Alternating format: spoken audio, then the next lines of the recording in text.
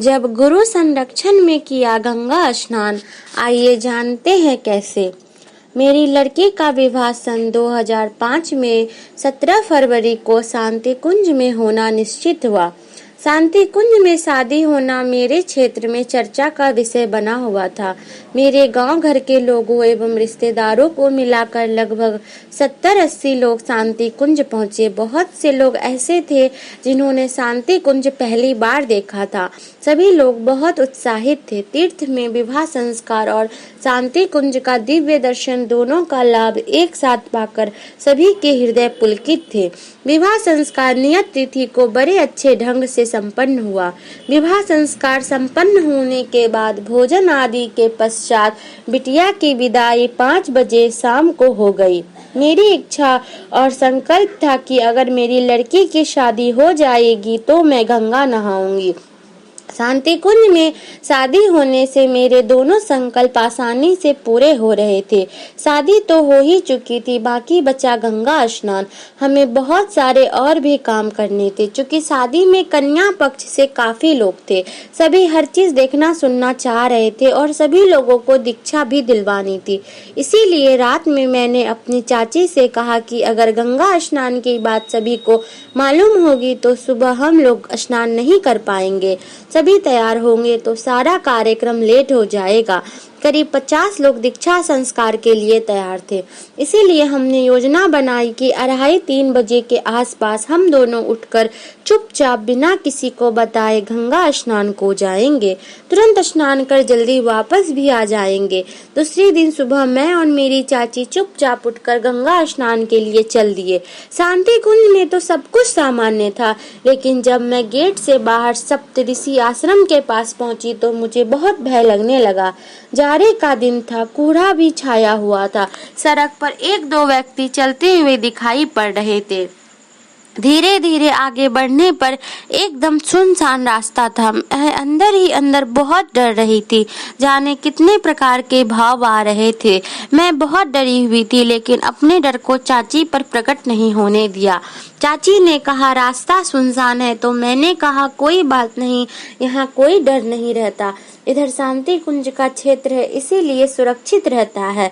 उनको संतावना दे रही थी, किंतु मैं अंदर ही अंदर गुरुदेव माता जी से प्रार्थना कर रही थी कि गुरुदेव इतनी जल्दी आकर हमने बहुत बड़ी गलती की है।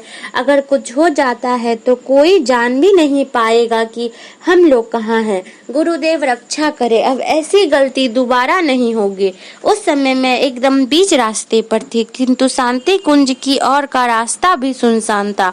इस स्थिति में कुछ समझ में नहीं आ रहा था। मैं जल्दी जल्दी गुरुदेव का स्मरण कर आगे बढ़ रही थी। सोचा घाट पर कोई ना कोई स्नान करते मिल ही जाएगा, लेकिन मेरा सोचना एकदम गलत था। जब मैं घाट पर पहुंची तो वहां एकदम सुनसान था। गंगा की लहरें भी बिल्कुल शांत थी। मेरा हृदय भय के मारे कांप रहा था। इतना सब सोचने के बावजूद मैंने अपने भय को अंदर ही छिपाए रखा। चाची को नहीं बताया, वो इससे और डर जाती। यही सब सोचकर गुरुदेव का नाम लेकर मैं सीढ़ियों के नीचे उतर गई। मन में आया अब आ ही गई हूँ तो स्नान के अलावा कोई रास्ता नहीं है। मैंने गंगा माँ को प्रणाम किया और स्नान करने लगी। अचानक मेरी निगाह सीढ़ियों के ऊपर पड़ी। घाट पर घना कोहरा छाया हुआ था। उसी कोहरे में देखा एक वृद्ध पुरुष सफेद धोती कुर्ता पहने दोनों हाथ पीछे किए एक छोर से दूसरे छोर तक टहल रहे हैं। मैंने सोचा पता नहीं कौन है, इनको दिखाई भी नहीं पड़ता कि औरतें नहा रही हैं। ये यहाँ पता नहीं क्या कर रहे हैं। चाची की भी निगाह पड़ी, वो भी बोली कोई बाबा टहल रहे हैं। तो मैंने कहा ठीक है टहलने दो, हम 2 लोग हैं, डरने की कोई बात नहीं।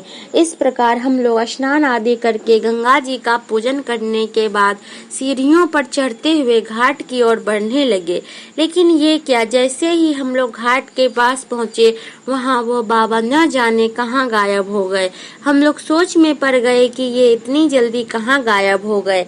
काफी देर सोचने के बाद हमने शांति कुंज की ओर प्रस्थान किया।